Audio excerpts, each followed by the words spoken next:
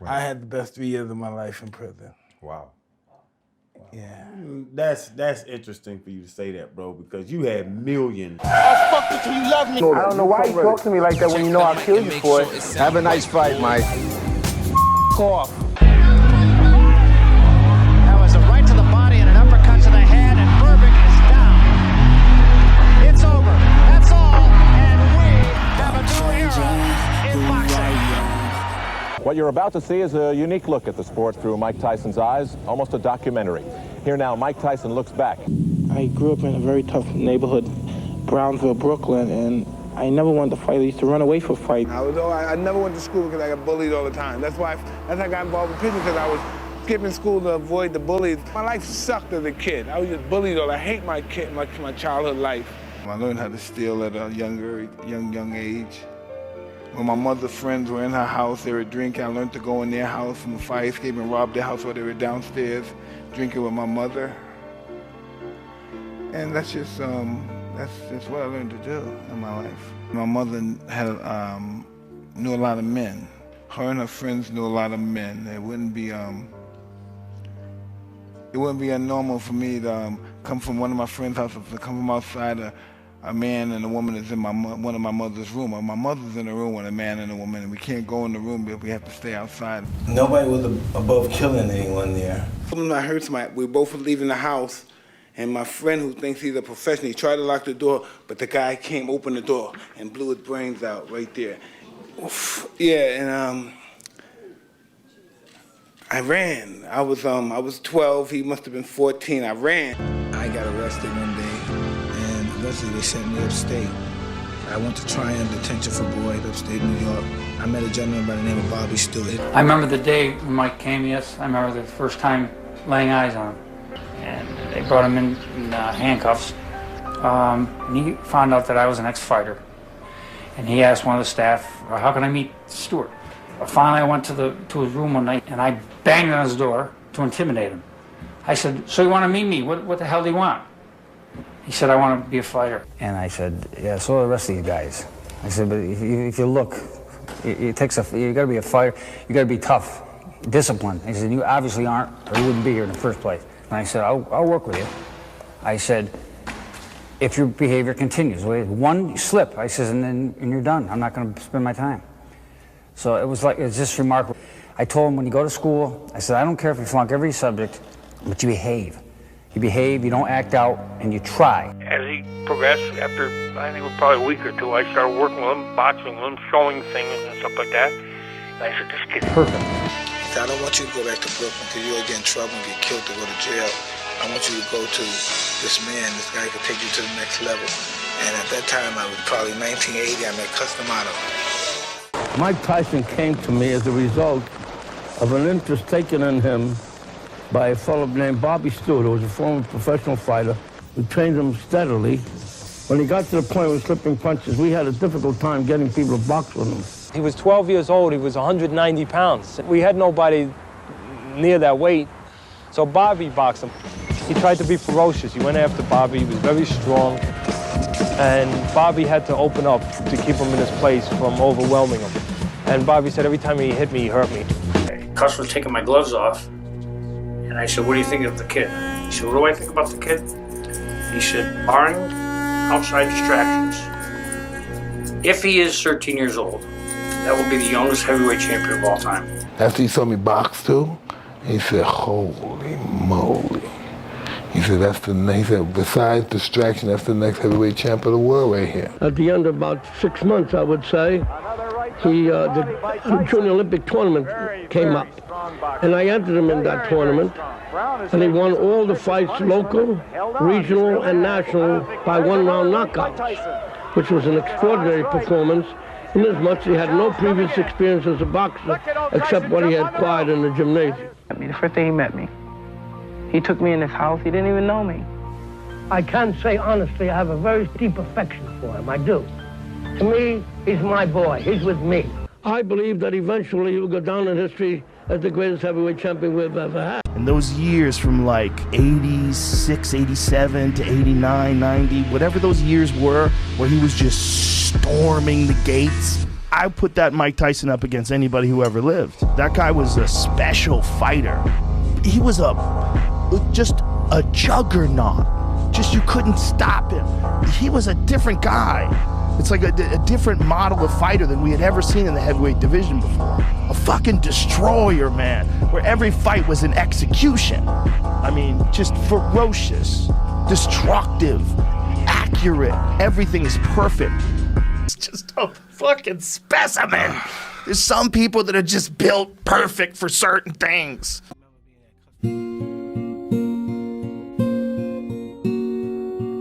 Cus D'Amato, the genius of boxing. He knows all about boxing.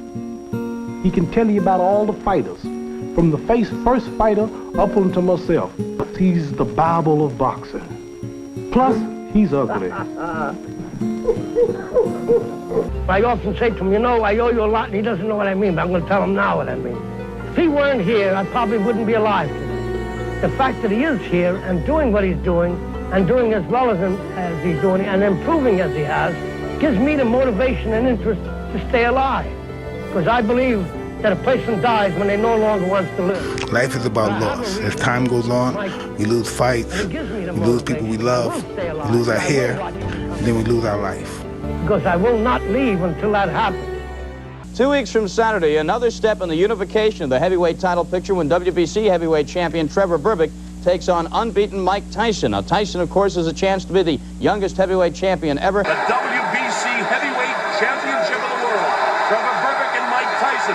Tyson goes to work right away, and he gets Trevor in trouble, and he's down. I was coming to destroy and win the heavyweight championship of the world, which I've done. And I'd like to dedicate my fight to my great guardian, Cus D'Amato. And I'm sure he's up there and he's looking and he's talking to all the great fighters and saying his boy did it. He's smiling, that's right.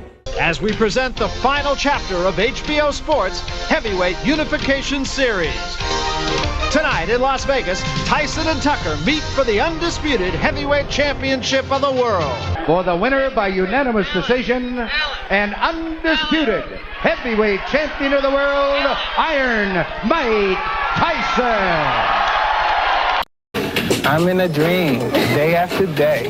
Beautiful women in such an array. Tyson was in Indianapolis last summer for the Miss Black America pageant. He was asked to help promote the contest, and in the process, promoted introductions to some of the contestants. Number 8. One of them was Miss Black Rhode Island, 18-year-old Desiree Washington. 911 police emergency. Yes, I'm calling to report a rape. You know him well, or is this somebody you just now met? It's someone that's like famous. An Indiana grand jury has indicted former heavyweight boxing champ Mike Tyson. Did he say anything to you that was sexual? No, not at all. He didn't. Just what?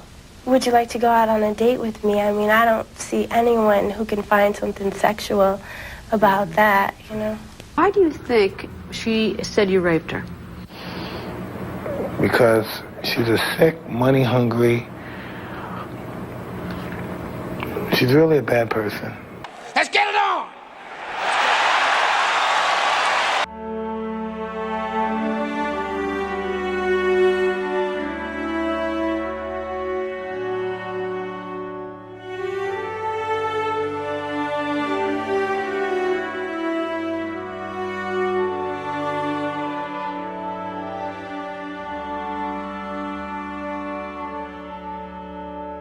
I just lost to the better man that particular night.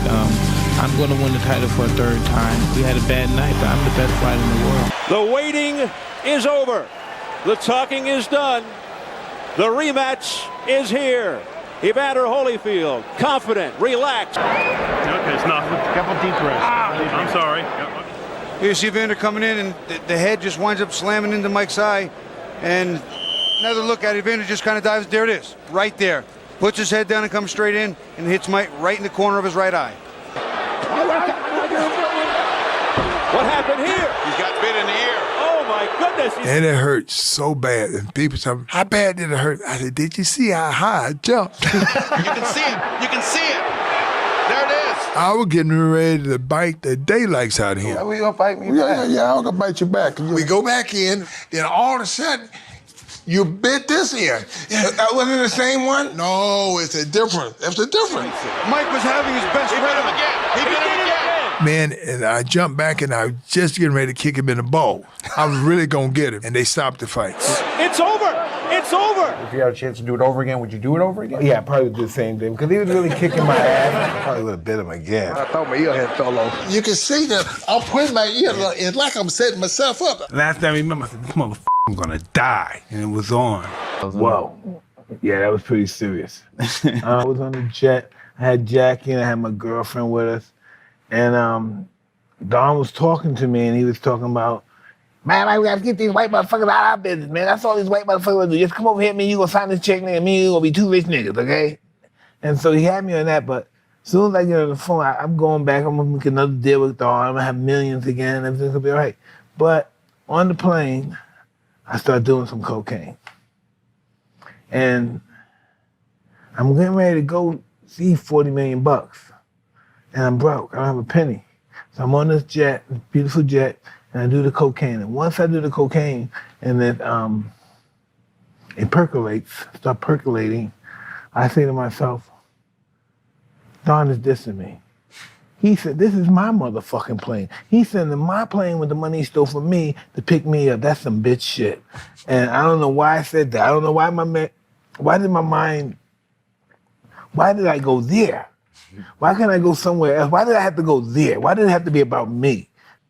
I have all this festering up by the time I land in Miami. And so we land in Miami. I get in the back, Jackie gets in the front, and the girl I'm with, she gets in the back with me. And I is in the backseat of the Rolls Royce, and I know I go like this. I'm in the backseat, and I hit boom, and I kicked on, and boom, and the car stopped right in the It was on the 15, you know, with the highway.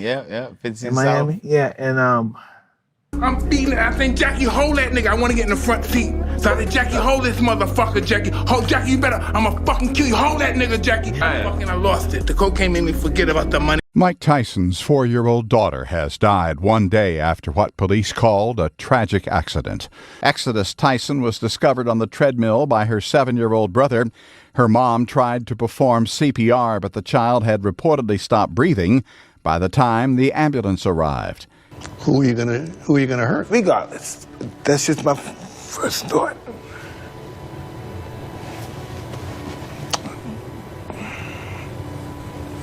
But when I went to the hospital,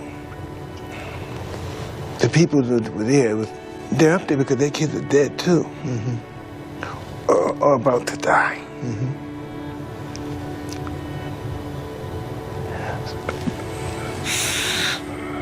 So, who the hell am I? Their kids are dying too. I don't know. It's something happened that day. I don't know what happened that day. But whatever happened that day, was there a new Mike Tyson that came the next day? No, I did some cocaine for a week. I had to get high. I had to back then. I had to get high. I couldn't handle it at all.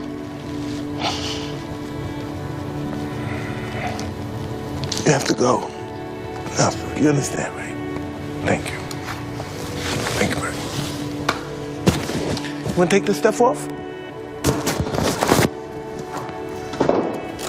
You okay? It's okay. Sir, Mike, I'm really sorry you're going through this. Okay. I'm sorry if we brought up... It's okay. I gotta grow up. It's tough. Gotta be a man. Stop crying. $600 million you made in your career, they're saying. What happened? That's so much money. Mike, that's a lot of fucking money, Mike. That's... I had a lot of fucking fun. Did you hung out with Mike during all those times? He'd be in the club, the girls like, you like BMWs? They'd be like, yeah, he just go buy a bushel of BMWs. They're like giving them out to people. Give me a bushel of BMWs and add straw. $600 million. Where did most of it go? He reigned supreme. Like, he had the Lambo trucks and all that other shit. He had the Ferrari. He had all of that shit, bro. But you did give away one when you crashed it, right? Yeah, let me tell you that story. I wish I had Yeah. some time. I was married at the time to Robin Givens, and we were in some fast food joint. We were ordering food, and And she went in my pocket, I guess, to get some money out of my pocket to pay for it. And she had some condoms came out. And she was mad, so she got in the car. And then, boom, she crashed the car into another car that was just parked there. Boom. And she hit somebody, and she hurt their arm. And then the cops came. And so the cops came, and the cops were saying, hey, what happened here? Right? And I was afraid that they were going to arrest me or arrest her. So I said, well, nothing happened, officer. Nothing. And then the guy was, and it was the guy with a broken arm. I said, you know, sir, why don't you just take the car? You know, you deserve it because you've been doing a lot. Because I didn't want to get arrested. I didn't have a license or anything. Right. And I didn't want my wife to get in trouble. I said, why don't you just take it? You know, it was around 230 at the time. So why don't you just take it? It'll be okay. In that situation in the past when I had these hundreds of millions of dollars, I had so much I couldn't even do so little. There was nothing I can do. Right now I have so little, but I do so much. You know, my objectives are different and agendas are totally different than it was when I was younger. End up spending more than you made, and at one point were like 50 million in debt. Yeah, that was amazing too. I feel like Mike Tyson should be a therapist. No, Mike Tyson needs therapy constantly. Because sometimes we don't understand, like, what is this thing? What is my purpose? Why am I here? Why do I have to go through this pain? Why do I have to go through this fear all the time? Why can't it just be peaceful all the time? Then it wouldn't be life. You know, it wouldn't be life. We have to take life at its terms, life on life terms, not our life on our terms. You know, we have to live life on life terms, not on our terms.